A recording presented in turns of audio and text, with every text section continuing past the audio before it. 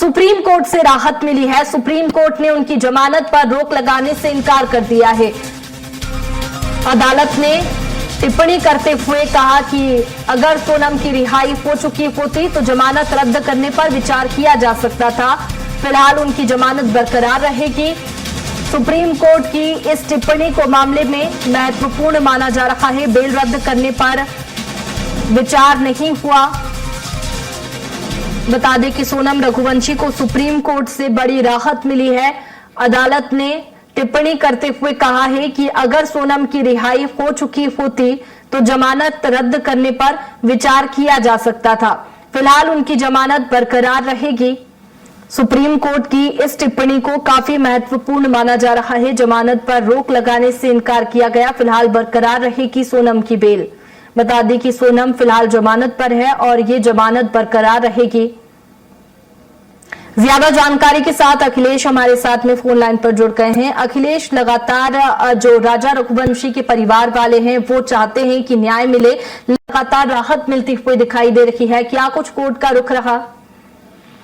बिल्कुल कृतिका, लगातार जो परिवार है वो न्याय की उम्मीद लगाकर बैठा हुआ है। लगातार जो सीबीआई जांच है उसकी मांग करने की परिवार की तरफ से बात कही जा रही थी और यही कारण रहा कि जो मेघालय सरकार है वो खुद पहले हाईकोर्ट पहुंची थी और फिर जब हाईकोर्ट से राहत नहीं मिली तो उसके बाद फिर सुप्रीम कोर्ट पहुंची थी और उसके बाद सुप्रीम कोर्ट से भी मेघालय सरकार को राहत नहीं मिली। यानी कि जो सोनम की जमानत है वो बरकरार रहेगी। सोनम जेल नहीं जाएगी, जेल के बाहर ही रहेगी और वहीं शिलोंग में जो सोनम है वो रह रही है, जबकि कोर्ट का आदेश के बाद से ही।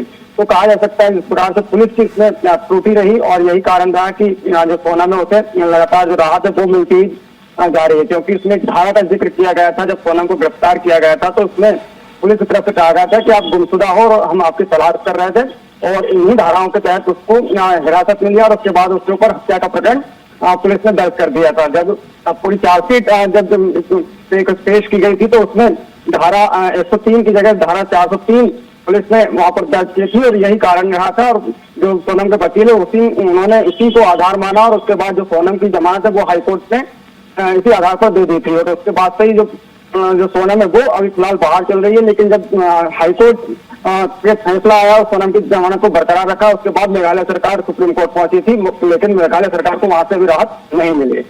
बिल्कुल, देखिए लगातार न्याय की मांग यहाँ पर राजा के परिजनों की ओर से की जा रही है। अखिलेश, फिलहाल इस कोर्ट के इस रुख के बाद में जमानत पर बेल रद्द करने पर कोई विचार नहीं हुआ। इस पर क्या कुछ कहना है राजा रघुवंशी के परिजनों का?